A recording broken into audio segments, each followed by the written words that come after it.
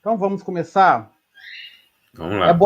Boa tarde a todos. Vamos dar continuação à nossa jornada acadêmica. Eu sou Alexandre Coutinho, professor do Polo de Volta Redonda, articulador acadêmico. Vocês tiveram o primeiro momento na parte da manhã, e agora vamos dar continuação com o nosso palestrante, né, o Sérgio. Ele é meu amigo particular, fizemos administração junto, hoje também ele fez psicologia, psicólogo, então ele vai dar continuação na roda de conversa com vocês, com a temática os cuidados da saúde mental dos nossos alunos universitários em tempos de pandemia. Então, eu peço a vocês, né, que vão direcionando as perguntas no chat, e no final da apresentação, ele dará as respostas a vocês. E próximo também ao final, eu vou disponibilizar o link para registrar a presença, porque vale também como horas complementares, ok? Obrigado aí por aceitar o convite. Sérgio, seja bem-vindo. Pode estar se apresentando e conversando com os nossos alunos aí. Boa tarde a todos. Meu nome é Sérgio Paulo, né? Sou mais conhecido como Sérgio Sintra, né? Professor já há mais de 20 anos, né? Desde que eu conheci o Alexandre, eu sou professor. Foi uma oportunidade que surgiu na época que eu estudava no UBM, né? E sou psicólogo também. Hoje eu estou atuando em clínica, né? Tenho um consultório no Shopping 33, na Vila Santa Cecília. Atuo também no grupo de apoio à pessoa com câncer, né? Dando um plantão lá um dia por semana, atendendo tanto aos funcionários daquela instituição quanto às pessoas portadoras de câncer. Estou ingressando no mestrado agora na área de educação agrícola na Universidade Federal Rural e sou professor da Universidade Federal Rural, como na categoria de professor substituto, né, nas cadeiras de psicologia, no curso de pedagogia, no curso de direito, administração, turismo, todos que têm essa disciplina psicologia aplicada, a gente está trabalhando lá, dando a nossa contribuição aí na formação desses alunos. Em breves palavras, é mais ou menos isso. Alexandre? Sigo em frente? Pode seguir. Bom, então nós recebemos aí o convite do Alexandre para falar sobre o cuidado da saúde mental e da prevenção dos nossos alunos universitários em tempos de pandemia. E a gente parou para pensar um pouquinho o que a pandemia tem trazido para nós em termos de nos autoavaliarmos enquanto pessoas. Talvez isso já seja um assunto que está bem, já está bem batido, né? Muita gente falando sobre a mesma coisa, mas certamente esse assunto de pandemia, de epidemia, não é um assunto novo, né? Historicamente, a gente já passou por isso antes, em várias circunstâncias na Terra, né, no planeta Terra. Início do século XX, teve uma grande epidemia que varreu o mundo, né? E nós, no Brasil, tivemos uma epidemia também muito forte na década de 70, que deu muito pano para as mangas. Eu lembro, eu era criança ainda, né? Ainda sob o regime militar, nós sofremos uma epidemia de meningite meningocócica, né? E eu lembro que, naquela época, a gente vivia um certo temor, um certo medo, né? Primeiro, pela desinformação. Naquela época, a informação não era do jeito que é hoje, né? A gente não tinha uma pulverização da informação. Era mais aquela conversa de bastidores mesmo que surgia, né? Fulano, Beltrano, Cicrano, falando, né? Um para um, divulgando aquelas informações a respeito da epidemia, mas certo é que matou muita gente naquela época, né? E o governo, por ser um governo militar e também de censurar a informação, né, acabou por promover uma crise sanitária. Só foi mesmo combatida, né, 3 anos depois que ela começou. Então, imagine, em 3 anos matou muita gente, né? E hoje a gente quase que não vê isso nos anais da nossa história. Então, quem viveu aquela época, né, não eu, né, porque era criança, mas os mais adultos, os mais idosos, talvez tenham ficado assim, muito assustados nesse início de momento histórico que a gente está vivendo aí, justamente porque a Terra está doente, né? Essa figurinha que eu coloquei mostra isso. A Terra está doente, quem está na Terra está doente com ela, e essa doença já se provou uma doença que é mortal, né? Mata mesmo. Mas nós sofremos o inverso do que aconteceu no início da pandemia de meningite, né? Lá era a falta de informação. E o momento que nós estamos vivendo é o excesso de informação, né? Informações verdadeiras e informações mentirosas. Então, até que ponto nós podemos conciliar uma coisa com a outra, podemos confiar numa informação? Então, eu procurei hoje, por exemplo, para a gente, um quadro atualizado da doença, né? São quase 37 milhões de pessoas infectadas no mundo, né? Se a gente for ver aí os casos fatais, já chega a casa de 1 milhão, né?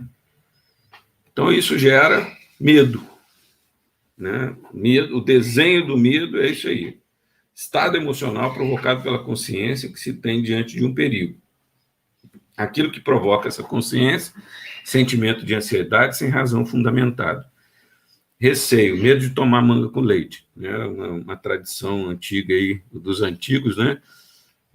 Que vem lá do tempo dos escravos, não podia tomar manga com leite porque senão você morria. É claro que isso é um mito, né? Uma fábula.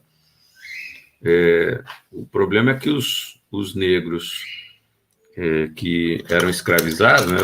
Os escravos, eles cuidavam, né, da retirada do leite. E a manga era abundante, né, nas fazendas. Então, como era um alimento comum para os negros, eles tinham que tomar, eles usavam a manga como alimento. Não era proibido para eles usar da manga como alimento, né? Mas era proibido tomar leite. Então, criou-se esse mito, essa fábula, né? Que perpetuou até os dias de hoje. A maioria das pessoas não sabe disso, né? Então, fica com medo de tomar manga com leite. Eu mesmo sofri isso, né? Sofri bullying da minha avó quando era criança, né?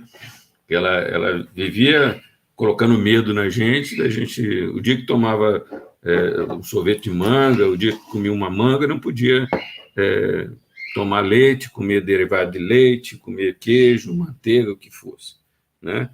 Então, gerou um estado emocional criado aí, perpetuado de anos em anos, né? De geração em geração, e é mais ou menos o que a gente está vendo em relação a essa crise pandêmica mundial, né? Está criando-se um medo do desconhecido que, na verdade, nós já lidamos com eles desde sempre.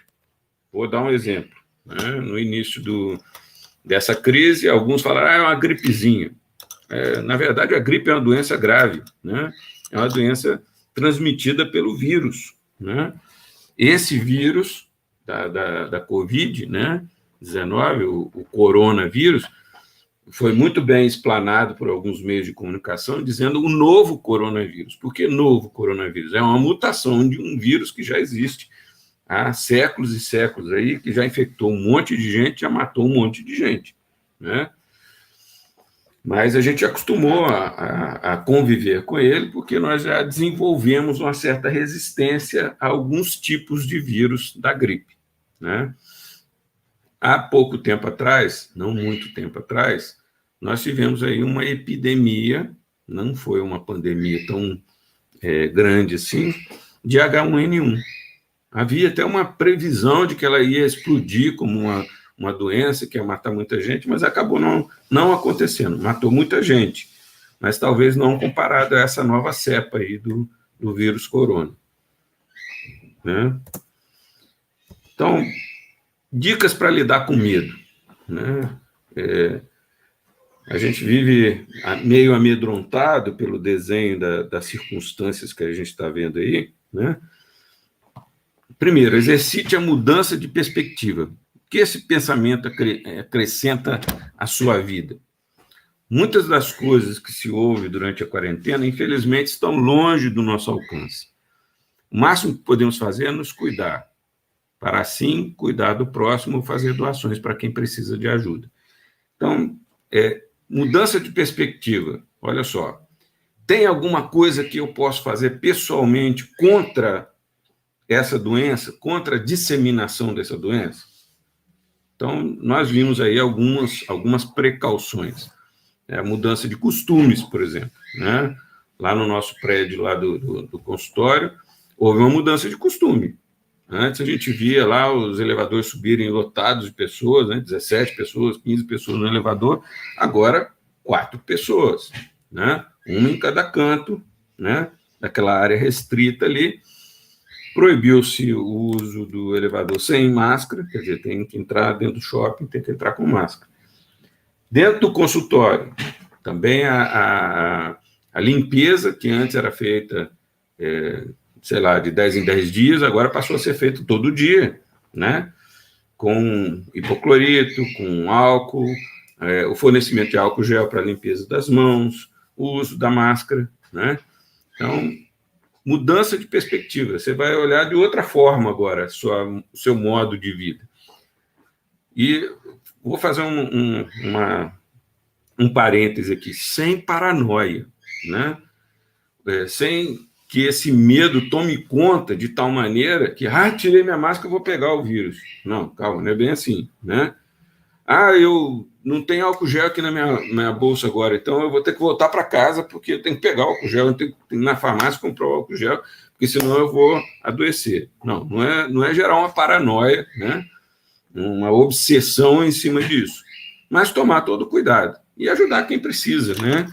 Os idosos, os doentes, né? Que têm maior fragilidade, evitar o contato, evitar que possam ter a possibilidade de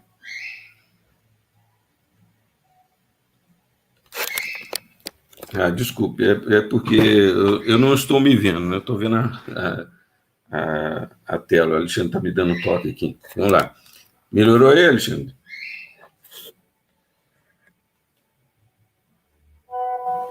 Beleza. Então, sem criar essa paranoia, né? Tem que ter um cuidado para que o cuidado não seja excessivo, não seja obsessivo, né? Mas seja de acordo com a realidade que a gente está vivendo. E essa realidade é uma realidade grave, né? Muitas pessoas morreram, né? Muitas pessoas foram contaminadas, mas nós vamos chegar a um momento de estabilidade, né? O que eu chamo de estabilidade? Primeiro que as pessoas vão desenvolver, né, no seu próprio sistema imunológico uma resistência a isso. Eu acredito que já está acontecendo, né? Mas também já estão sendo desenvolvidas vacinas, né? As vacinas ainda vão demorar um tempo, porque precisa de um teste, né? Então não é de uma hora para outra. Fala-se muito do novo normal, né? Esse novo normal é a criação de novos costumes, né?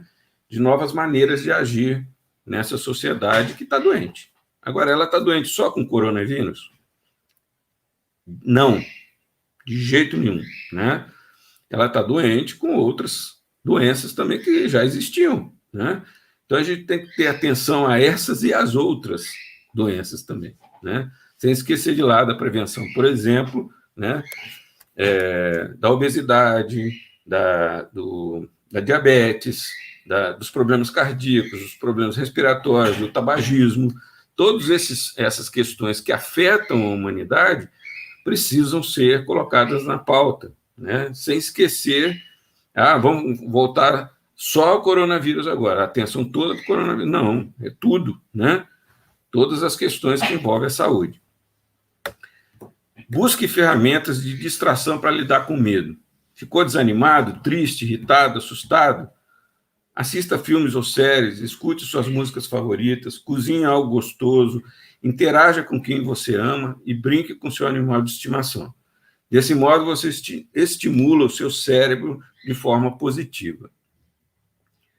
Eu acho que isso aí, hoje, a gente tem uma vantagem enorme, né, sobre as gerações anteriores, porque existe um sem número de possibilidades aí de entretenimento, né?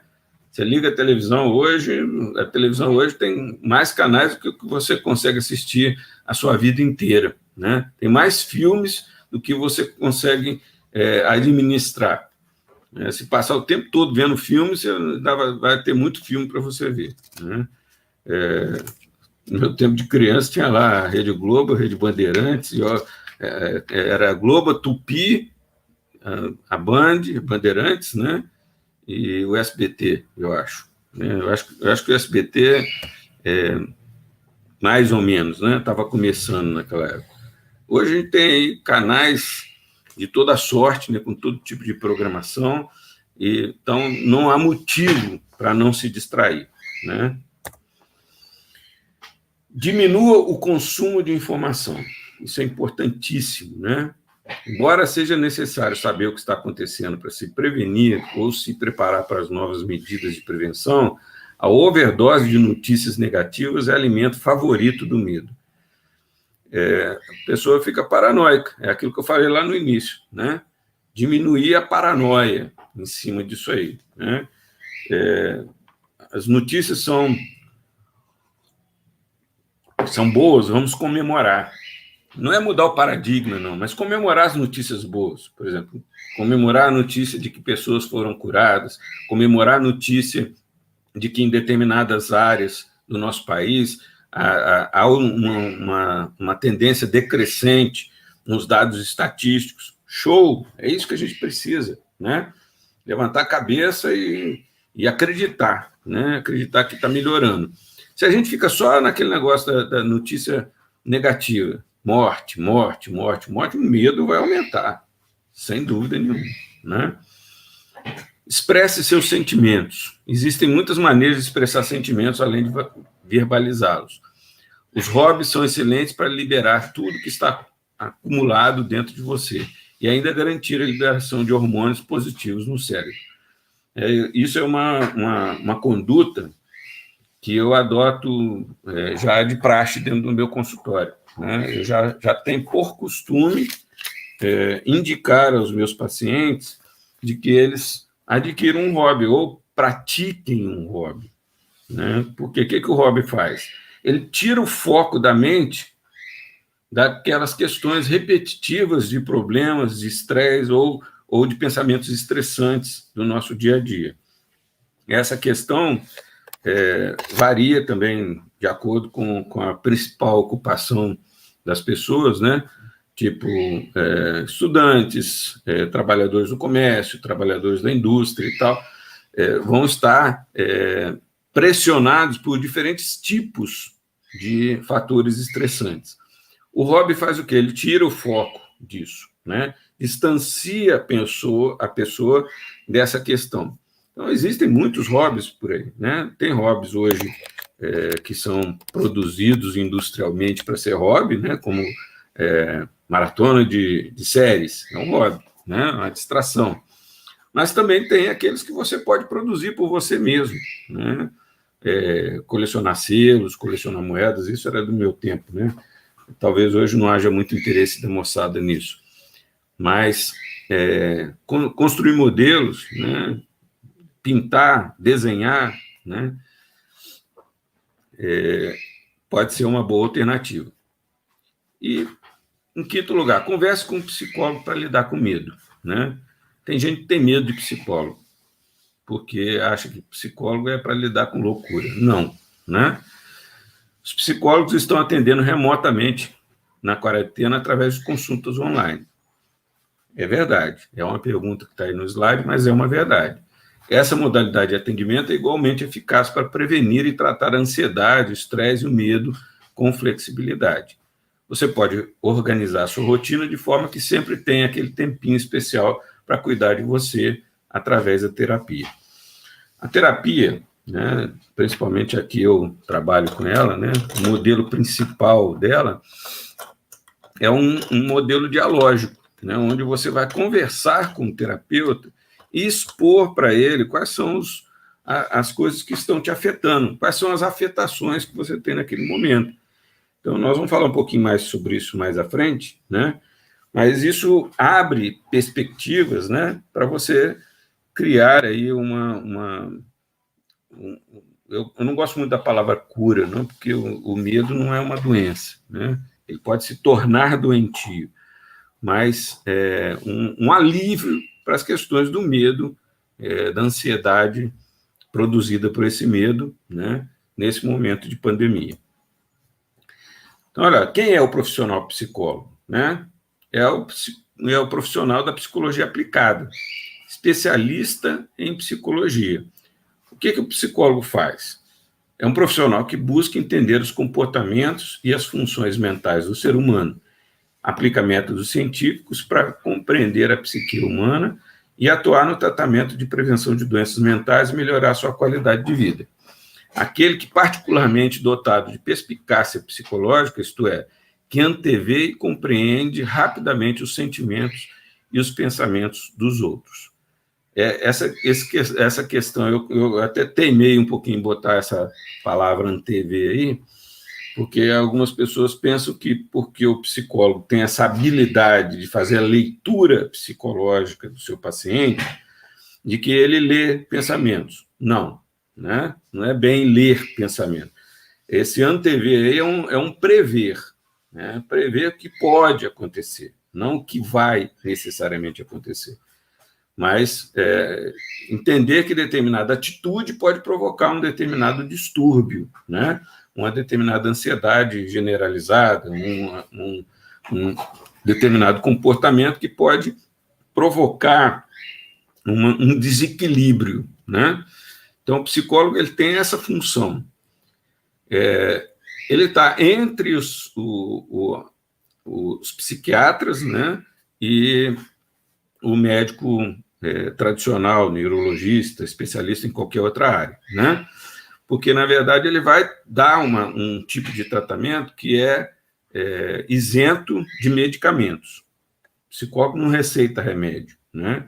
O tratamento é feito na moda da conversa, do diálogo, do perscrutar, de achar uma solução, de buscar elementos inconscientes que estão provocando determinados distúrbios. E com muita eficácia, né? A gente pode citar aí uma frase do Freud, né? Que o Freud colocou certa ocasião, que ele dizia assim, melhor do que os remédios é um bom conjunto de boas palavras, né? Nada mais eficaz do que um conjunto de boas palavras. Então, o psicólogo vai trabalhar necessariamente com o diálogo, né? A visão do diálogo. E nesse diálogo ele vai, então, em alguns casos, usar o método socrático, né? De desafio o seu paciente a pensar aquele assunto que ele está trazendo, sobre a ótica do paciente, numa outra ótica, né? Essa produção de uma outra ótica pode levar a determinadas conclusões para o paciente que vão mudar o seu modo de ser, que vão mudar o seu enfrentamento às afecções. Então, o psiquiatra é um médico, né, que se dedica ao estudo e à prática da psiquiatria. O médico psiquiatra é um especialista em saúde mental, que tem por objetivo diagnosticar, tratar, prevenir e reabilitar diversos tipos de distúrbios mentais, como a depressão, o transtorno bipolar, esquizofrenia, entre outras alterações mentais. Então, no caso do médico psiquiatra, o trabalho é um pouquinho mais extenso e mais profundo, tá? Não que as pessoas que tenham acometimentos mentais, né, doenças, distúrbios, como depressão, ansiedade, bipolaridade, não possam buscar diretamente um psicólogo. Podem, né? Podem e devem, às vezes, né? Em alguns casos, quando não há a possibilidade de um tratamento mais aprofundado com o psicólogo tem por obrigação ética, né, encaminhar um psiquiatra para um tratamento mais pesado com medicamentos. Mas não é esse o caso. Na maioria das vezes, as pessoas procuram um psicólogo e ele vai ser eficaz nesse tratamento. a psiquiatria tem também esse viés e muitos psiquiatras também são analistas, né? Trabalham com um viés de psicologia e fazem um trabalho duplo, de psiquiatria e psicologia. Tá? Mas é interessante a gente saber que esses dois profissionais podem trabalhar em conjunto, né? O psicólogo encaminhando para o psiquiatra e o psiquiatra encaminhando para o psicólogo para haver um tratamento em conjunto aí para a produção de efeitos duradouros. Já o psicanalista, né, eu coloquei essas 3 definições aí porque há muita confusão em cima disso aí, né? Os psicanalistas, na verdade, são aqueles que se especializaram numa técnica específica. Psicanálise. Pode ser leigo, terapeuta, né, que se especializou em psicanálise, pode ser médico ou pode ser um psicólogo. Então, o psicanalista é um profissional que segue a linha teórica da psicanálise. Método que foi desenvolvido pelo Freud, trata de distúrbios psíquicos a partir da investigação do inconsciente. O método utilizado na psicanálise é a interpretação da transferência e da resistência com a análise da livre associação. A associação livre é uma maneira, né, do próprio paciente, vocês já devem ter ouvido falar do divã, né? Deita lá no divã e começa a falar livremente sobre a sua própria vida. E tem algumas intervenções aí do psicanalista para a produção de resultados possíveis, né? Dentro daquela interpretação ali. O Freud desenvolveu uma técnica e ele não manteve essa técnica fechada no meio médico, no meio especializado. Ele diz que, para a formação de um analista em psicanálise, era necessário cumprir um tripé, né? Estar em análise, estar em supervisão e em constante estudo. Constante desenvolvimento de conteúdos. Então, é mais interessante a gente ver, por exemplo, um psicólogo que se especializou em psicanálise do que um psicanalista que é de formação leiga, né? Não que a gente vai qualificar isso, né? Mas o psicólogo, por exemplo, vai ter uma ampliação da visão da psicologia que ele pode aplicar com os princípios da psicanálise e voltar para a psicanálise. Existem muitos que fazem dessa maneira, né? Se formam em psicologia primeiro e depois se especializam em psicanálise. Ou se formam em psicologia e se especializam numa outra escola, né, da psicologia. E aí ficou com a letra muito pequenininha, né? Mas tudo bem. Eu coloquei 3 elementos aí, né? Estresse, ansiedade e depressão. São termos que geram um determinado folclore em cima deles, né? Porque estão no nosso dia a dia, na nossa visão aí de conversa de bastidores, de conversa do senso comum, né? Então, a gente, às vezes, se deixa levar por essas influências, né, desses conceitos do senso comum e acaba não entendendo que elas podem ser afecções que vão gerar realmente adoecimento, né? O estresse, reação natural do organismo que ocorre quando vivenciamos situações de perigo ou ameaça.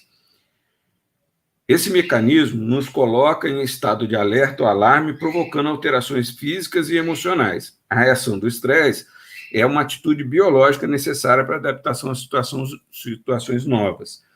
Então, olha só, o estresse ele é gerador de medo, né? Quando que ele se torna doentio? Né? Quando você repetidamente entra em situação de estresse e não consegue sair dela, né? Então, é cíclico, né? Vai gerando um ciclo de adoecimento em cima do estresse, né?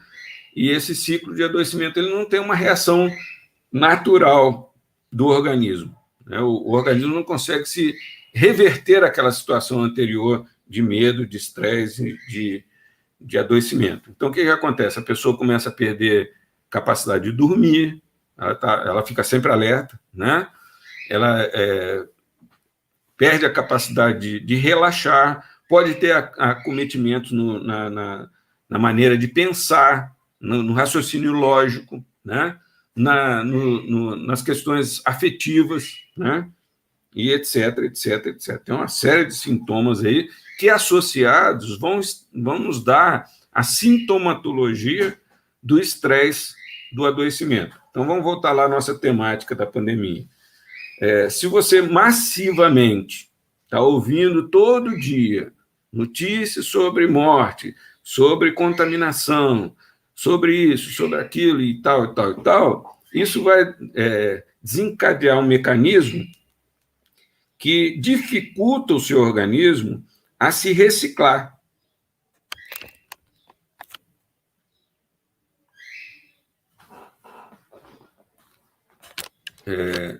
A se reciclar, né? Dificulta o organismo a se reciclar. Então, o que acontece? Essa pessoa vai entrar num estresse doentio, né? E pode perder noite de sono, né? Perder uma noite de sono não é problema, gente. O problema é quando isso se torna uma insônia. O que é insônia? É a incapacidade de pegar no sono ou de descansar durante o sono. Tem gente que fala assim, poxa, dormi a noite inteira, eu não tenho problema de sono. Eu deito 11 horas da noite, acordo às 7 da manhã, durmo 8 horas todas as noites, mas acorda de manhã como se não tivesse dormido, né? Brigou com o travesseiro a noite inteira, quer dizer, ele teve um sono, dormiu, realmente dormiu, mas o sono não obedeceu aos ciclos normais do sono, né? Nós temos ciclos de sono, de sono leve, sono profundo, sono leve, sono profundo, sono leve, sono profundo, que vão dando ao nosso organismo a capacidade de verdadeiramente se reciclar e descansar, né? Então, o estresse ele vai se tornar doentio quando começam a manifestar esses sintomas. Insônia é uma delas, né? Nervosismo, a pessoa começa a falar muito alto, ou ela fica muito sensível a qualquer tipo de atitude dos outros, né? Ansiedade. A ansiedade é um estado emocional de apreensão, uma expectativa de que algo ruim aconteça. Enquanto o medo tem um objeto definido, a ansiedade é uma emoção difusa, voltada para o futuro. Então, a ansiedade é o produto do medo. Tá? A gente tem medo de quê? De pegar o Covid. Né? A ansiedade é quando não tem motivo de eu estar contaminado, estou todo protegido, estou lá com o meu álcool gel na mãozinha, com a minha máscara, estou confinado em casa, blá, blá, blá, blá, blá, e mesmo assim eu estou tenso, retesado nos meus músculos, né? Então, aí existe uma ansiedade que está por fundo, que pode ter outras causas que não são só as causas do próprio adoecimento aí da Covid, né? São causas que a gente diz causas associadas, né? E que podem estar gerando inconscientemente outros tipos de reação no organismo. A depressão é um transtorno afetivo que caracteriza por tristeza intensa de longa duração. Estima-se que aproximadamente 350 milhões de pessoas sejam atingidas por diferentes tipos de depressão em todo o mundo. Então, a ansiedade e a depressão, elas andam de mão dadas, né? A depressão não é aquilo, acordei triste, hoje estou deprimido. Uma certa depressão, sim. E tanto estresse, ansiedade e depressão são naturais do ser humano. Tá? A gente tem essas afetações, mas isso é natural nosso, né? Todo mundo tem isso. Uma vez eu assisti o professor Carlos Baiton numa palestra, né? Ele já é falecido, faleceu em 2017.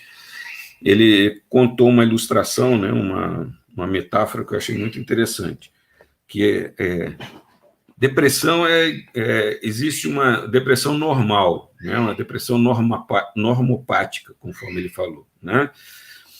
E ele deu um exemplo, o cachorrinho, por exemplo, que ia na rua, né? O cachorro vira-lata que ia na rua, e na rua se metia numa briga lá, e brigava, fazia tal, e se arranhava, se feria, mordia e tal. E quando ele voltava para a casa dele, ele ia para o cantinho dele, numa sombra, num lugar tranquilo, para ele lá lamber suas feridas. ele estava deprimido, porque estava entristecido por causa da briga, né? Mas à medida que as feridas saravam, ele voltava para a rua de novo e brigava de novo, né? Então, ele coloca depressão normopática, que seria esse tipo de depressão. Alguns de nós vivem essa depressão, né? Acordam um dia mais triste, um dia mais cabisbaixo e tal, um dia mais choroso, né? Mas não quer dizer que está em depressão. Depressão é quando esse tipo de comportamento, esse tipo de emoção perdura por muito tempo. Então, há que se observar, né, em tempos de pandemia, se isso não está acontecendo, né? As pessoas reagem de forma difusa e diversa às questões aí que nos são propagadas todos os dias, né? Então, dicas para manter a saúde mental, né? Use a tecnologia a seu favor. Então, na hora de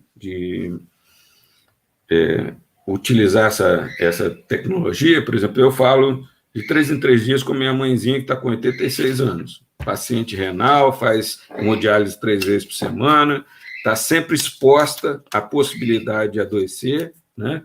De 3 em 3 dias, pelo menos, eu falo com ela. Mas eu não vou lá, ela mora em Juiz de Fora, eu moro em Volta Redonda. Eu não vou lá ficar perto dela para levar contaminação para ela, né? Eu falo via ligação de celular. Uma vez a cada 2 meses eu dou uma fugidinha lá, chego na casa dela, a primeira coisa, tomo um banho bem tomado, né? Lavo bem as minhas mãos, uso a máscara para conversar com ela, né? Use a tecnologia a seu favor. Ligações digitais hoje, com imagem, né? Nós temos a possibilidade do uso dessa tecnologia também para interação social, manter os nossos grupos sociais ativos, né? Fazer um encontro social, igual a gente está fazendo aqui agora, né? Colocando as pessoas junto com a gente, num debate, numa conversa, numa roda de conversa. Segundo, tomar cuidado com excesso de informações, né? É aquilo que a gente falou lá no início da nossa palavra. Excesso de informação pode gerar a possibilidade de informações incorretas estarem tomando conta da gente, né? E a gente está vivendo um momento aí que as fake news graçam, né? Não só no meio das mídias sociais, mas em outros meios também. Até na conversa do dia a dia, a gente pode estar propagando uma mentira sem saber, né? Deu uma notícia hoje via mídias sociais, a gente tem que ter todo o cuidado possível, né, e imaginado para poder filtrar isso, desenhar isso de uma maneira mais equilibrada, para saber se é verdade mesmo e a gente poder vivenciar aquilo. Aconteceu comigo agora esses dias, né? Eu vi a notícia do falecimento do Ed Van Halen e eu falei, será que é fake, né? Ele foi um guitarrista de mão cheia aí do meu período de adolescência, né? Então, fiquei triste pela morte dele, mas eu queria ter certeza que ele morreu mesmo, né? Que não era um fake news, né? Como já aconteceu antes, em outras circunstâncias, a gente ter uma notícia de um adoecimento ou de uma morte de uma pessoa, né? E era fake, né? Terceiro, procure hobbies e atividades que elevem o seu bem-estar, né? Um dos problemas graves que a gente está vendo aí nesse período de pandemia é as pessoas estarem se valendo excessivamente da alimentação, né? Fica muito confinado dentro de casa, aí toda hora está beliscando alguma coisa, está bebendo um suco, comendo uma fruta, comendo um biscoito, então acaba adquirindo peso em excesso. Achar uma atividade que eleve o bem-estar, mas que mantenha a saúde, né? Não que eleve o bem-estar momentâneo e produza aí um adoecimento futuro, né? Algumas pessoas, por exemplo, fumantes, né? Houve uma estatística aí que houve um aumento excessivo do uso do cigarro nesse período, apesar, né, de o uso do cigarro ter sido noticiado como um fator de agravamento da exposição à doença. Então, a gente parece, é um contrassenso? Mas a pessoa está parada ali, ela está confinada, ela está em atividade doméstica, ela está produzindo em home office e tal, ela vai fumar mais, não vai ter jeito, né? Vai ficar paradinha ali, ela está no recanto dela, na liberdade dela. Lá no ambiente de trabalho é proibido fumar, que antigamente não era, né? Na época do meu pai, por exemplo, ele trabalhou no Banco do Brasil durante muito tempo, e ele chegava em casa com cheiro de cigarro, né? Ele não fumava, ele fumava por tabela, né? Porque todo mundo dentro do ambiente lá fumava. Então, acabava por fumar por tabela, né? Estabeleça e mantenha uma rotina diária. Isso aí é uma coisa importantíssima, né? Saber o que você vai fazer de manhã, o que você vai fazer no meio da manhã, o que você vai fazer na hora do almoço, se você vai ter um tempo para descansar na hora do almoço, se você vai ter atividades para o trabalho. Por exemplo, quem está em home office, por exemplo, tem que ter um cuidado especial com isso, né? Eu trabalhei de home office um tempo, eu fazia, parece engraçado isso que eu vou falar agora, mas eu tomava meu banho, tomava meu café da manhã e me preparava para trabalhar como se eu fosse para o escritório, para o consultório, né? Vestia minha roupa, a roupa que eu iria para o consultório, e vim, então, para fazer o atendimento online aqui. Mas por quê? Né? Você não poderia atender com a camiseta e tal? Poderia, não teria problema nenhum. Mas é para eu manter na minha cabeça que esse momento é passageiro e existe uma rotina a ser cumprida. Aquele momento ali era o momento de eu estar trabalhando. Então, se é o momento de eu estar trabalhando, eu vou estar com a roupa de trabalho, né? Com a devida vênia aí, né? O sapato eu não coloquei, não, né? Mantive de chinelo. Mas é um desconto. A maioria das coisas, das roupas, é a roupa mesmo de trabalho. Quinto, cuide bem do seu sono. Estabelecer uma rotina de sono, né? Ter uma hora para dormir. Que a hora de... Se eu for ultrapassar a hora de dormir algum dia, que seja uma exceção, não uma regra, né? Então, vamos supor, todo dia eu vou dormir de meia-noite às 8 da manhã. Então, essa seja a regra, né? Qual a exceção? Um dia eu vou acordar uma hora mais cedo, ou um dia eu vou deitar uma hora mais tarde. Um dia que tiver um jogo, tiver um filme, né, que eu queira assistir, não dá para esperar para o dia seguinte, ou tem uma tarefa que eu preciso concluir. Então, estabelecer uma rotina de sono bem estabelecida, para evitar que o seu organismo se desvincule dessa rotina de sono e ele começa a ter variações de sono e te prejudicar na saúde, né? Então, aí o que vai acontecer? Você vai ter insônia. E a insônia, como eu já caracterizei aqui, ela pode ser de início, né? Aquela pessoa que não consegue conciliar o sono. Ela pode ser uma insônia de déficit de sono profundo, ou pode ser uma insônia terminal. O que é insônia terminal? Aquela pessoa que consegue conciliar sono. Ela chega em casa, está cansada, deita, dorme. 2h30, 3 horas depois acorda com a qualidade de sono ruim, né? E não consegue mais conciliar o sono. Essa talvez seja uma das piores experiências, né? Insônia terminal. Reconecte-se com as pessoas que moram com você. Então,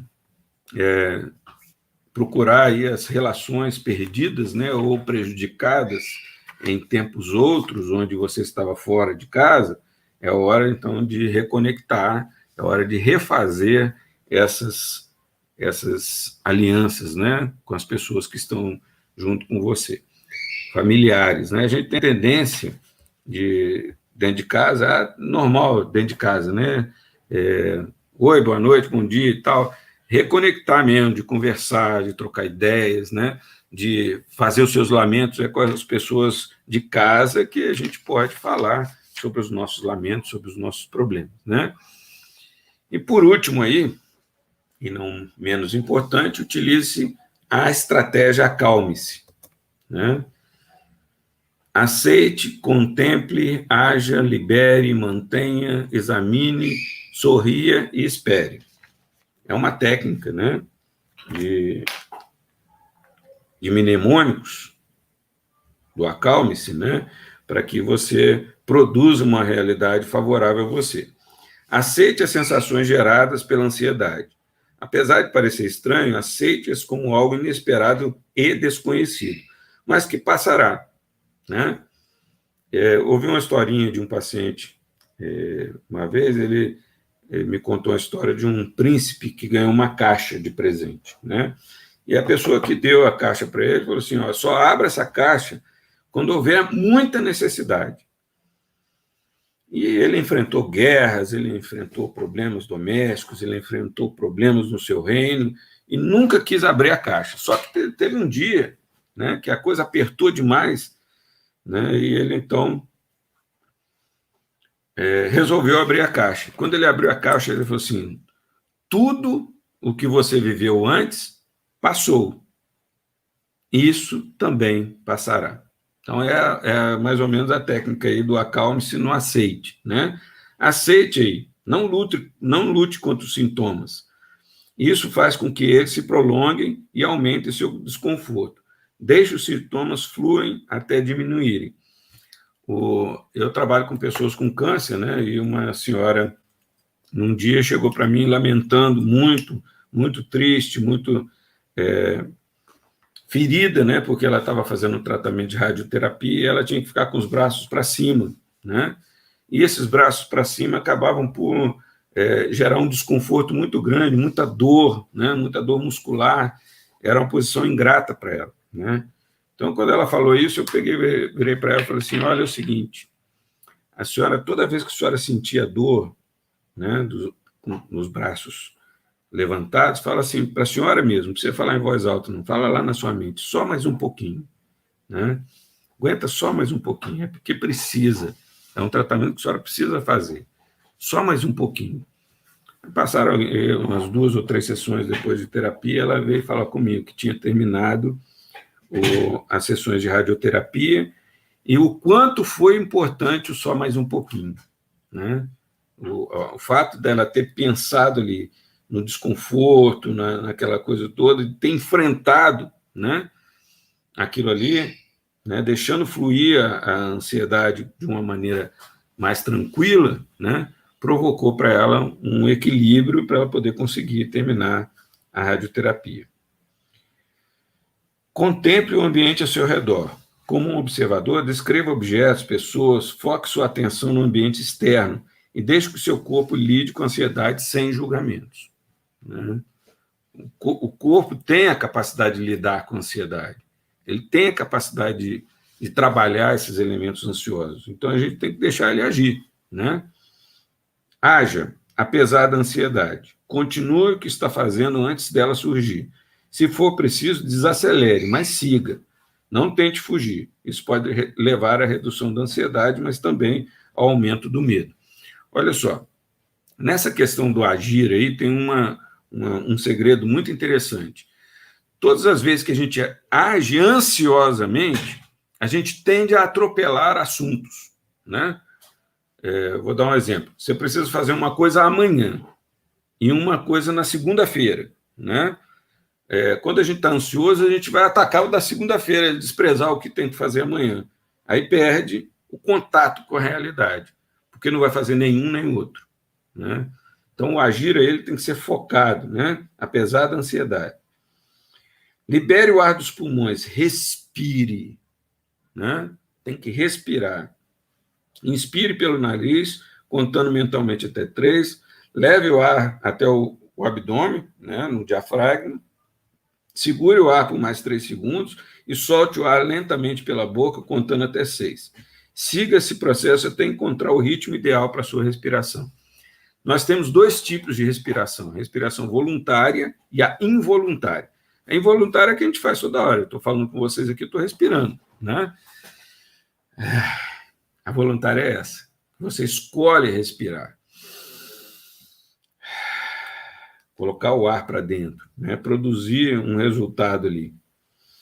Naquilo ali, se você está oxigenando o seu cérebro, está produzindo um resultado favorável para você. Oxigênio é vida, oxigênio é calmante por natureza, né?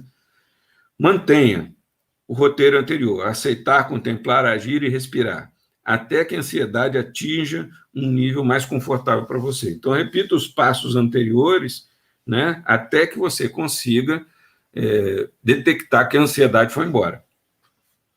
Examine seus pensamentos e, com pensamentos catastróficos surgirem, observe seu diálogo interno e verifique racionalmente se seus pensamentos são possíveis de acontecer ou não.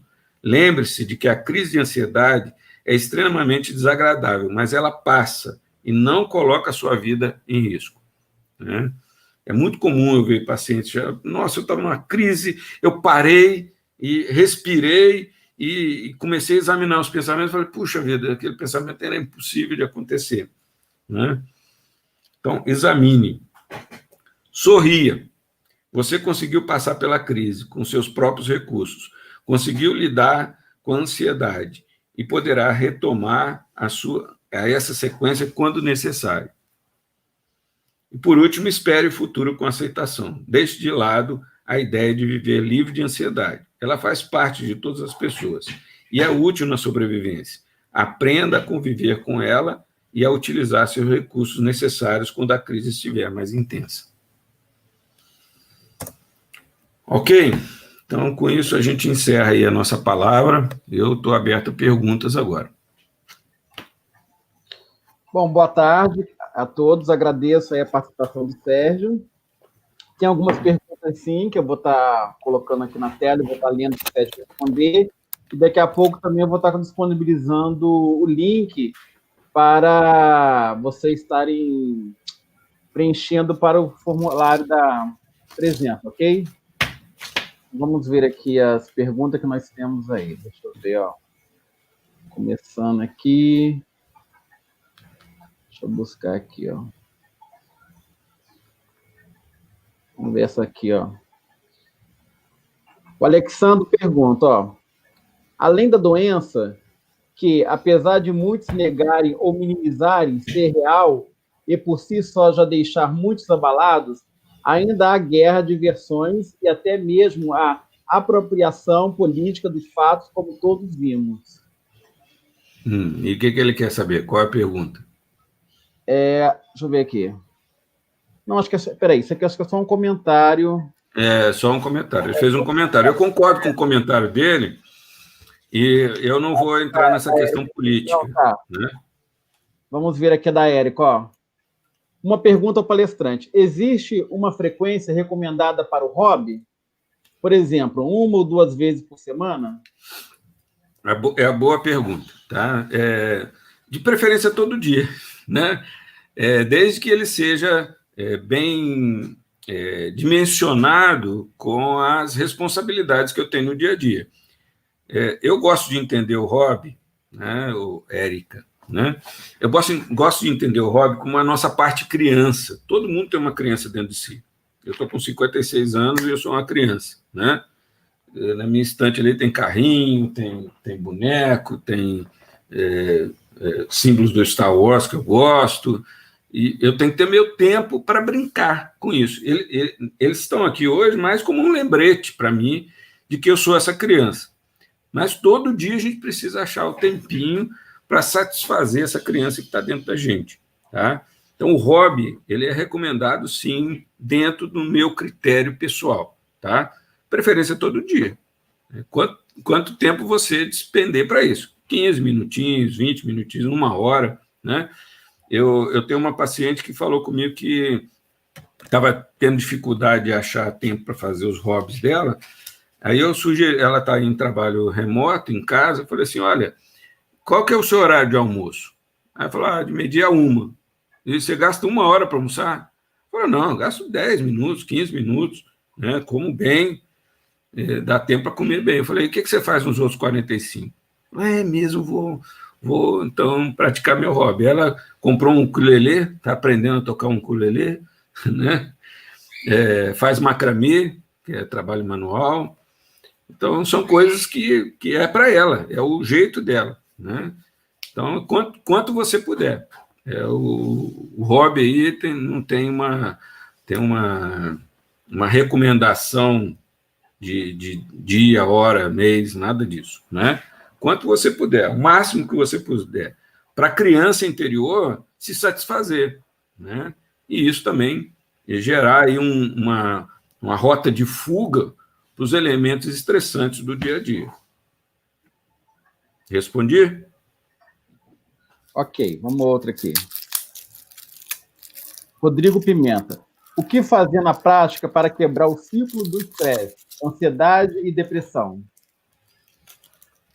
Então, eu acho que eu já respondi isso, né? Vamos para outra.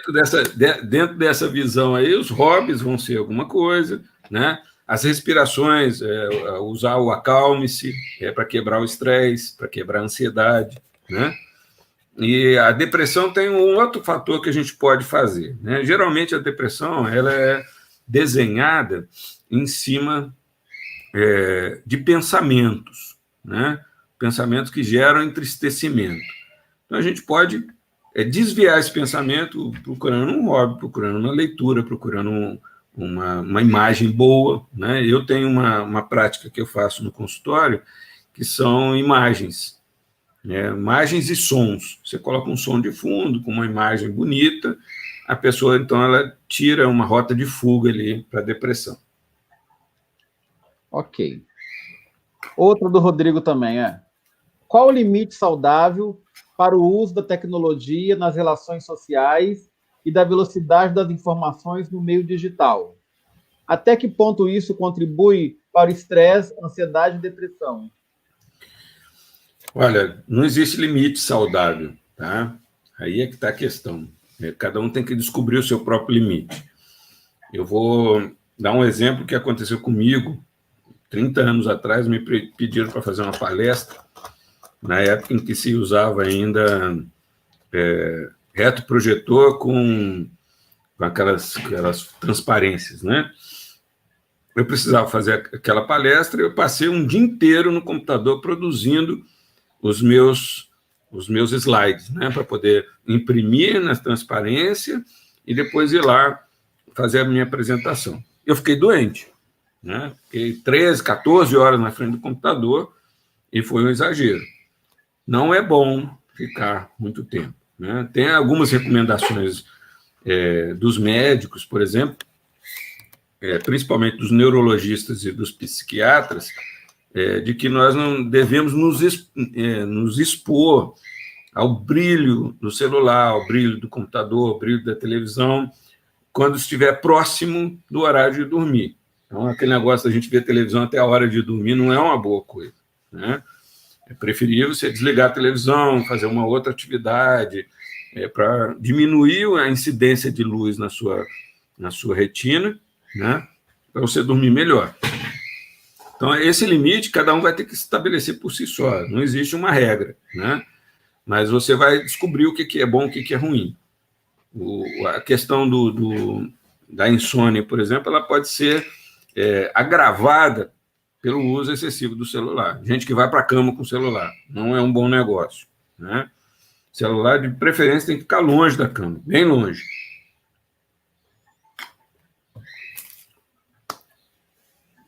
Outra aí, peraí. Agora do Fábio. Como gestor, o que posso fazer para auxiliar o controle de ansiedade do meu grupo de trabalho nesse período de pandemia? Ensina a técnica do acalme-se para eles, né? É um bom caminho. E dentro da visão de gestão aí, eu acredito no gestor que é corresponsável, né? Daquele que está junto com seus liderados no trabalho. Eu e o Alexandre somos gestores aí, né? Fizemos gestão empresarial, trabalhamos nessa área, tivemos subordinados a nós, pessoas que tinham que trabalhar sob as nossas ordens. Então, nós somos corresponsáveis pela saúde dessas pessoas. E uma boa maneira é colocar, né, essa técnica do acalme-se para eles, né, eles entenderem como é que funciona isso. É um mnemônico. Guarda o acalme-se lá, como é que ele funciona direitinho, né? Você vai disponibilizar esses slides para eles, Alexandre? Sim, posso sim, depois eu mando para eles. Manda sim, vai ser interessante. Bom, deixa eu ver. Depois do Fábio, acho que não tem mais perguntas. Alguém está querendo fazer alguma agora, pode estar colocando no chat. Lembrando também que eu coloquei agora o link do registro da presença. É importante vocês estarem preenchendo o formulário para poder depois estar recebendo a declaração. Isso vale hora para atividades complementares para vocês, tá? Deixa eu ver. Alguém que perguntar mais alguma coisa? Aproveita a oportunidade, gente. Não é sempre que a gente tem assim um mestre, um psicólogo à nossa disposição, não, né? A hora é agora, né? Eles ficam meio tímidos. Eu sei bem como é que é isso. Quem perguntou, se quiser fazer outra pergunta, também pode. Fica à vontade, eu estou aqui para responder. Rodrigo, Fábio. Quem não perguntou ainda? Ó, Isa, Rosinéia, cadê as perguntas? Ficam só aí nos bastidores, ó. Simone, Elisângela. Cadê, Elisângela? Na minha aula você fala pra caramba. Cadê você falando aqui? Tá com vergonha? Vânia. Alexandro. Neuza, não sei se o som dela voltou.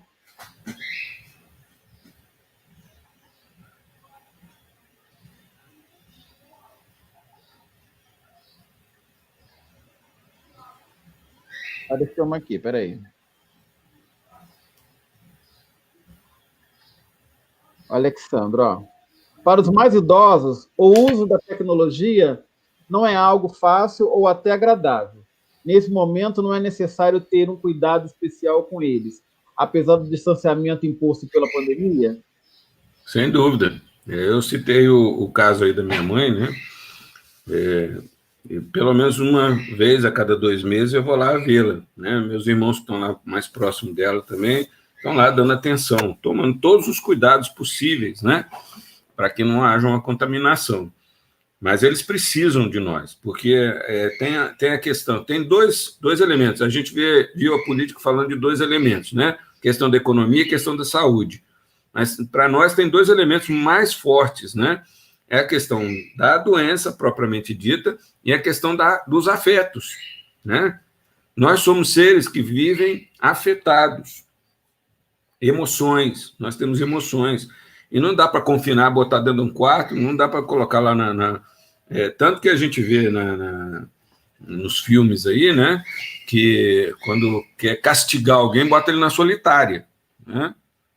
É isso aí, não tem jeito da gente confinar, né? Tem que ter esse contato, sim, pessoal, né?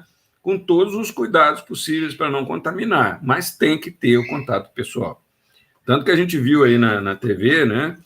Alguns casos aí de vovôs e vovós que se protegiam lá com plástico para poder abraçar o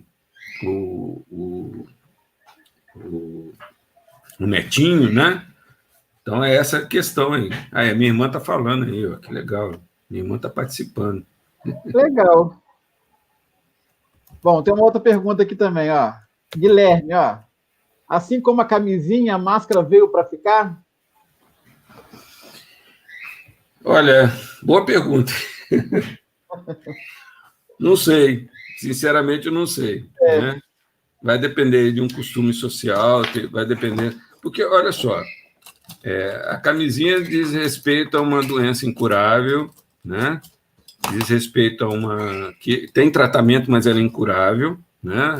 Até o que se pode comentar hoje, a AIDS é incurável, as doenças sexualmente transmissíveis, algumas delas são incuráveis, né? E levam à morte. E a máscara hoje ela protege muito pouco, na verdade, né? A gente já sabe disso, já houve estudos, ela dá assim uma sensação de segurança, mas ela não protege totalmente. Ainda mais a máscara que a gente tem por aí, né? Essa máscara de pano, ela não é totalmente a mais recomendada. Seria aquela máscara cirúrgica, esterilizada e tal, mas que custa caro, né? E nem todo mundo pode usar. Então, é um paliativo. Eu acredito que a máscara é um paliativo, até a gente ter a vacina. Na hora que tiver a vacina, a máscara vai ser obsoleta, né? Vai ser obsoletizada, vamos assim dizer. No tempo da epidemia de meningite, aí a gente vai na crença popular, no senso comum, né?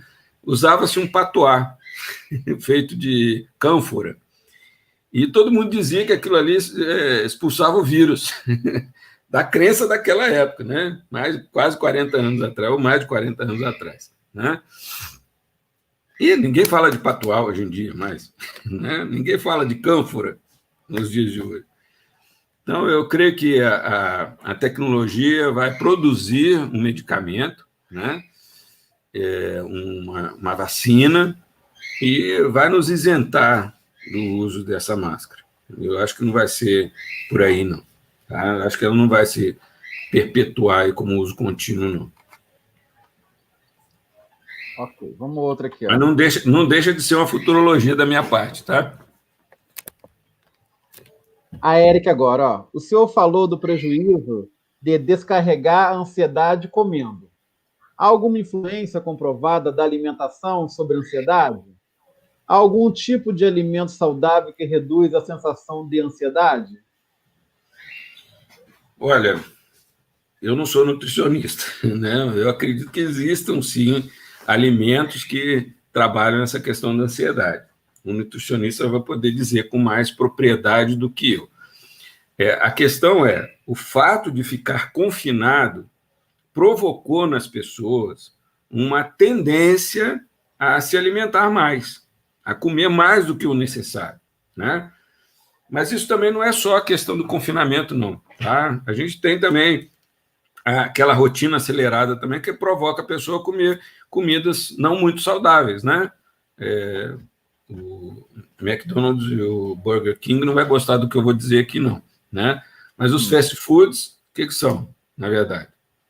São exatamente a psique humana descarregando a necessidade alimentar com rapidez. Fast food, né? Comida rápida. É para ganhar tempo. Time is money, né? Olha, tinha um senhor, um italiano que eu conheci muito tempo atrás, ele dizia o seguinte, que a hora da comida é a hora sagrada, né? E ele comia com muita leveza, bem devagar, mastigava bem o alimento, mangiare, ele falava isso, né? Porque o alimento era algo que produzia nele prazer, não era uma coisa de blá, blá, blá, blá, né? De só resolver o problema do apetite, porque, na verdade, a gente não tem fome, a gente tem apetite, né? Fome é quando a gente está em escassez de alimento, aí a gente tem fome, né? Nós temos apetite, nós temos o costume, a rotina de nos alimentarmos.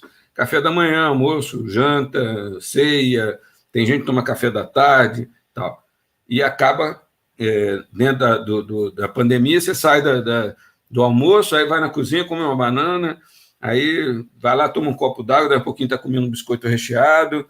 Então, acaba gerando, por causa da ansiedade de estar confinado, uma descarga em cima de uma alimentação não muito saudável. Tá? Então, o tipo de alimento saudável que reduz a ansiedade, aí a gente pode bater um papo com a nutricionista e procurar saber. Ok. A minha irmã está fazendo uma intervenção aqui muito legal sobre isso também. Está dizendo gastar menos energia também. É isso aí, né? O fato de ficar confinado, a gente está gastando menos energia. Está comendo mais e gastando menos. Então, verdade. Acaba gerando um adoecimento. Tem agora a pergunta da Isabelle Santos. A depressão é mais frequente em adolescentes.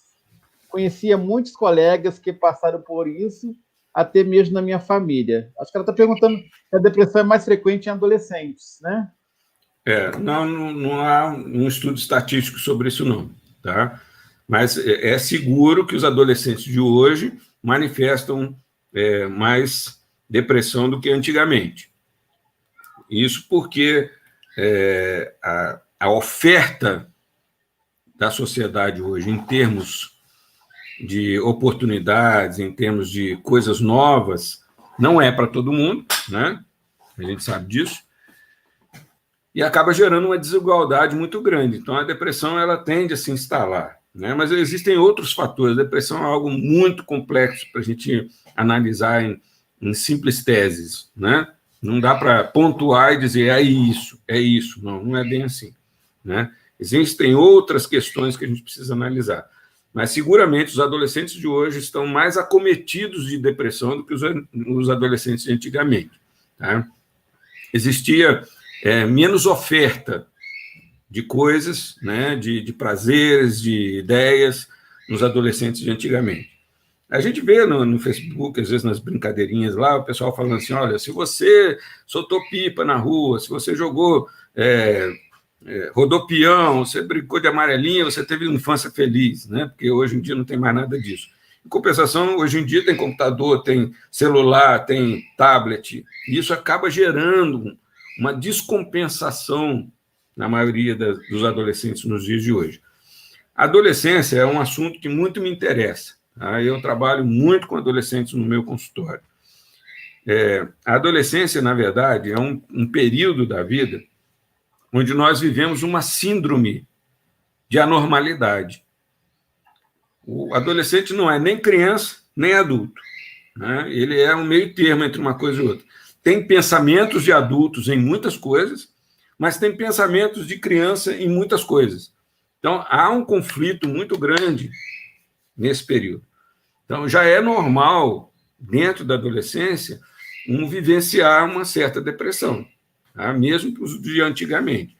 Foi agravado por causa da tecnologia de hoje. Tá? Respondi a sua pergunta, Isabel? Acredito que sim. Vamos ver outra aqui, ó. Simone Alvarenga agora. Como lidar com a paralisia que a ansiedade pode trazer? Não entendi a pergunta dela. Que tipo de paralisia? Porque antes ela tinha colocado assim, ó. A ansiedade me paralisia, como lidar? Paralisa. Né? Me paralisa, como lidar? Depois ela colocou assim, ó. Perguntei, como lidar com a paralisia que a ansiedade pode trazer? Entendi. Então, ela está falando em um caso dela, né? A ansiedade paralisa. Então, essa paralisia, né, na verdade, é um refrear de atitudes, porque o que a ansiedade faz? Ela acaba antecipando o futuro. Ela puxa a cordinha do futuro ali e traz tudo para o momento do aqui e agora. E a vida acontece no aqui e agora, mas ela não antecipa o futuro, né? Tem coisas que precisam acontecer para que o futuro aconteça, né? Eu vou dar um exemplo bem simples, viu, Simone? Nós estamos às 3h22 de sábado, não é isso? Um evento que vai acontecer amanhã, ao meio-dia, não pode ser objeto da minha preocupação exagerada e exacerbada hoje. Porque se for, o que vai acontecer? Eu vou estar vivenciando o dia de amanhã no dia de hoje. E aí acabou, estragou tudo. Eu vou travar, né? Dá um defeito aqui na máquina aqui que ela trava, ela não consegue trabalhar o problema de amanhã hoje. A gente tem que ir trabalhando, né? Na verdade, dentro da filosofia, a gente diz o seguinte, que o homem não é, o homem está sendo, né? É uma jogada bem interessante para a gente entender esse jogo da ansiedade, né? A gente vai de ansiedade em ansiedade, em curtos passos, né? Um passo de cada vez. A melhor tática é pensar na técnica da escada, né? Eu tenho uma escada de 5 degraus. Eu só posso chegar ao 5º degrau passando pelo primeiro, segundo, terceiro, quarto para chegar no 5º, né? Um de cada vez. Se eu tentar atropelar e subir 2 degraus de cada vez, pode ser que eu consiga, mas o risco aumenta, né? A mesma coisa acontece com as questões que eu preciso resolver no meu dia a dia. Eu posso atropelar etapas? Posso, mas o risco aumenta. Então, aumenta a possibilidade de ansiedade. Tá? Tranquilo? Tranquilo. Elisângela colocou... Para vencer essa ansiedade, aí a técnica do acalme-se vale, tá? Elisângela colocou aqui, acho que ela está querendo saber como lidar com o estresse nesse período de pandemia. É isso, Elisângela? Depende do estresse. Se for estresse positivo, está ótimo. É isso mesmo. Tem que ir administrando ele, né? Porque o estresse ele é positivo. Ele só se torna negativo quando ele exagera determinados limites que eu mesmo escolhi para mim, né? Então, ele se torna doentio. Ok, vamos agora para o Douglas aqui, ó. O home office é o trabalho do presente que vivemos e do futuro. Como estabelecer e dividir o limite para isso não prejudicar a nossa saúde? Peraí, deixa eu tentar. Eu estou lendo a pergunta, deixa eu tentar entender o que ele está querendo dizer. O home office, ele está afirmando, né? O home office é o trabalho do presente que vivemos e do futuro. Como estabelecer e dividir o limite para isso não prejudicar a nossa saúde? Olha, tem uma palavrinha mágica aí, né? Que o ser humano é hábil nisso. Adaptar-se, né?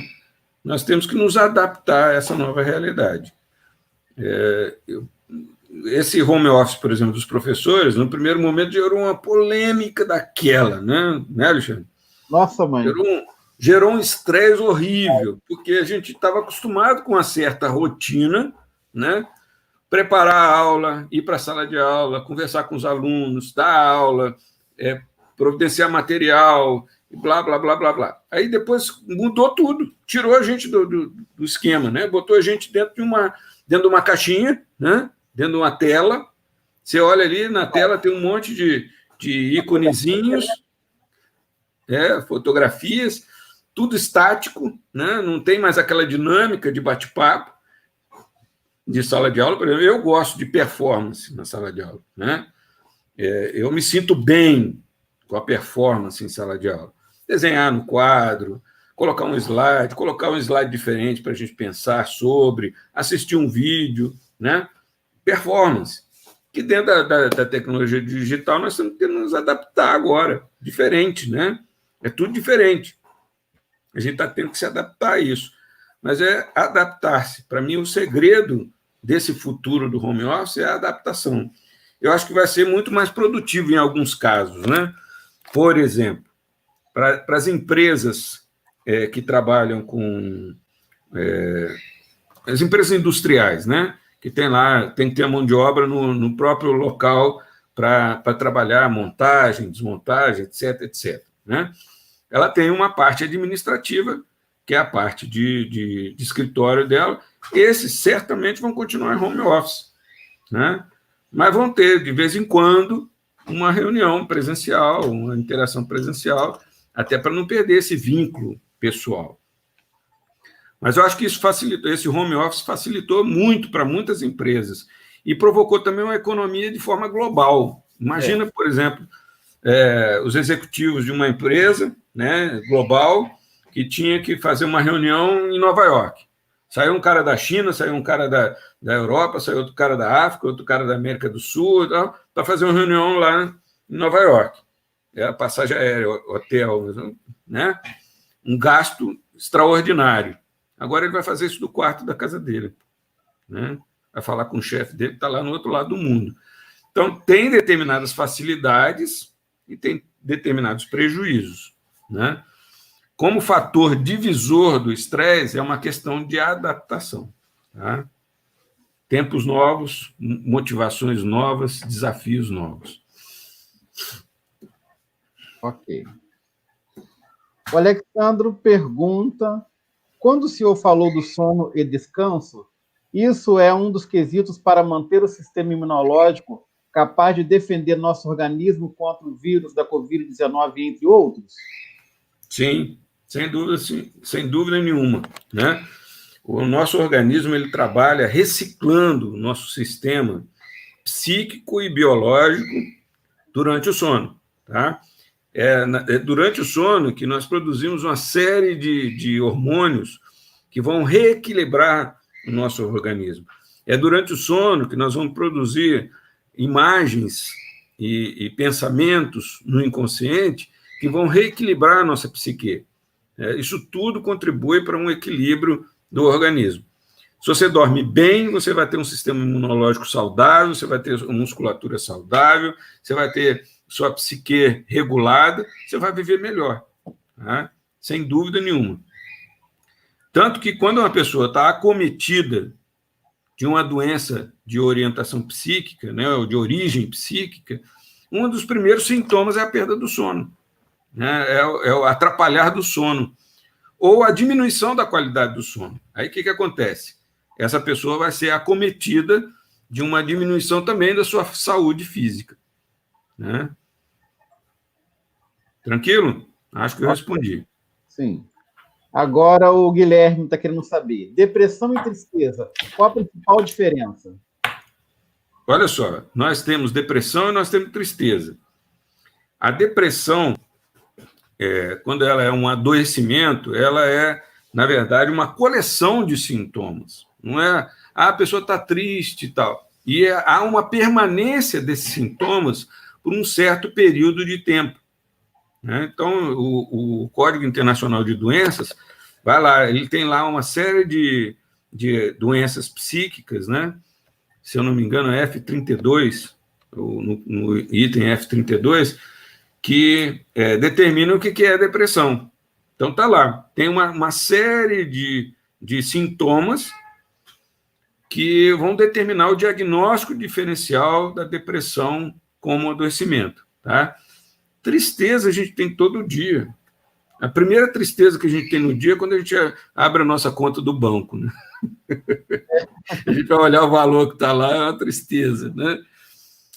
A gente tem outros tipos de tristezas que nos acometem. Na verdade, filosoficamente, né, nós vivemos entre a tristeza e o tédio, tá? Polarizados entre a tristeza e o tédio. É uma balança, é um pêndulo, né? Entremeado nesses dois polos, né, por um momento fugaz de alegria. Então, a tristeza é uma constante na nossa vida. Não é a tristeza depressiva, tá? A tristeza. Nós somos seres tristes, né? O que são os momentos fugazes de alegria? São os momentos que a gente acorda para a realidade, pô, que legal, ou toma um suco de uva igual eu tomei aqui, gostoso. Aquilo ali é uma alegria, mas ela é momentânea. Depois que você acabou de tomar, o que aconteceu? Cai no tédio de novo, né? Acabou. Se eu for tomar outro suco aqui agora, mesmo que seja da mesma marca, igualzinho, não vai ter o mesmo sabor. Essa foi a primeira experiência. Então, a tristeza é um elemento psíquico normal e natural do ser humano. O agravamento dessa tristeza, com uma série de outros fatores associados ou sintomas associados, por um período maior de tempo, determinam o adoecimento da depressão, que precisa cuidado, que precisa acompanhamento médico, psíquico, psicológico. Tá? Ok, deixa eu responder a Vânia aqui antes da próxima pergunta, que ela está assim, professor, quantos links tem que preencher? É um só, gente. Eu coloquei propositalmente 3 seguidos, porque já teve outros eventos que a gente encerra o ao vivo, o aluno vai lá e fala assim, professor, eu estava lá e não respondi. Então, eu fiz proposital, mas é um link só, tá? Tanto para a Vânia como para os demais aí. Não esqueça de estar preenchendo para poder receber a declaração depois da presença aqui da jornada acadêmica, ok? Vamos agora para a próxima aqui, ó. Érica, como lidar com a procrastinação? É uma questão de disciplina? Eu costumo fazer isso. Acabo não fazendo o que tenho que fazer, mas também não paro de pensar nisso. Piora a ansiedade. É um dos sintomas da ansiedade, viu, Érica? Sem dúvida nenhuma. A procrastinação é um dos sintomas da ansiedade. Por quê? Porque você acaba falando, eu tenho que fazer aquilo, eu tenho que fazer aquilo, eu tenho que fazer aquilo, mas não faz, não dá o início para fazer. Né? Então, isso é uma questão de disciplina, sim. É um trabalho mental que você tem que ter. Né? Trabalhar a sua mente, organizar a sua mente, para que você possa, então, vencer a procrastinação. E organizar como? Eu tenho o meu método particular, eu uso mapas mentais. Não sei se você já ouviu falar. Né? Eu faço um mapinha mental de tudo que envolve minha vida profissional e da minha vida pessoal. Então, na frente de uma folha A4, eu faço lá meu mapinha mental da minha vida profissional. O que está envolvendo a minha vida profissional hoje? Quais são as datas que eu tenho que vencer? Quais são os assuntos que eu preciso organizar? Está tudo ali, né? Então, isso me ajuda a não procrastinar. Tem que fazer, eu vou lá e faço, né? É aquela coisa. Tem hora que dá vontade. Hoje é domingo, vou tirar folga. Tira folga, né? Mas, se for para tirar folga, não pense naquilo, mas organize um tempo para fazer aquilo que precisa ser feito, né?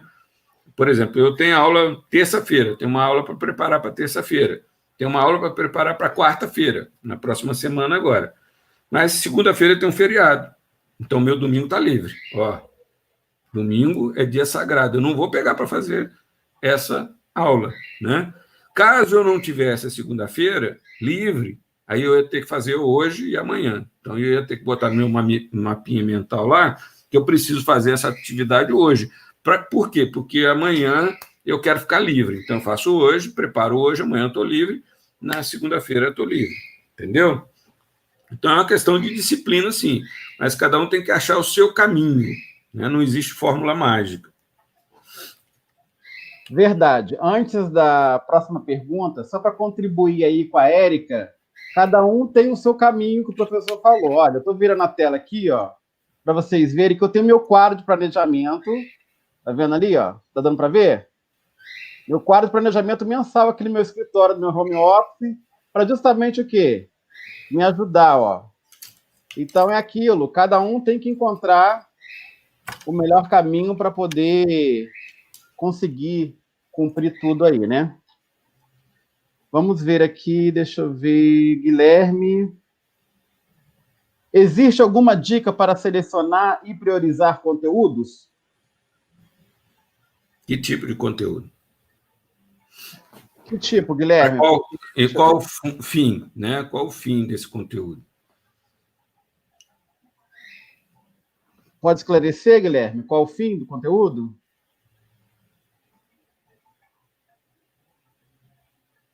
Cadê o Guilherme? Guilherme, cadê você?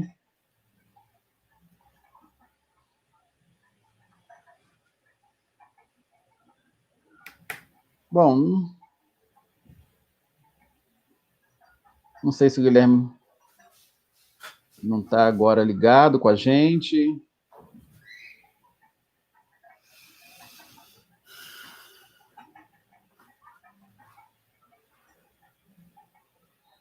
Bom, o Guilherme não... Porque do jeito que ele colocou aí, fica difícil da gente... Ele não deu um feedback. Peraí, a dica já foi dada. Não, ele respondeu aqui que a dica já foi dada. Aqui, ó. A dica já foi dada. Então, acaba, às vezes, respondendo, né? Às vezes, um pergunta, a resposta para o outro também já fica a dica para o próximo aí. Tá bom, beleza. Mais alguém? Deixa eu ver. Não, a dica que ele está falando aqui foi do mapa mental, quando você falou do mapa mental. Legal. Colocou aqui, ó, mapa mental. Ótimo, obrigado pelo retorno, Guilherme. Mais alguém, gente?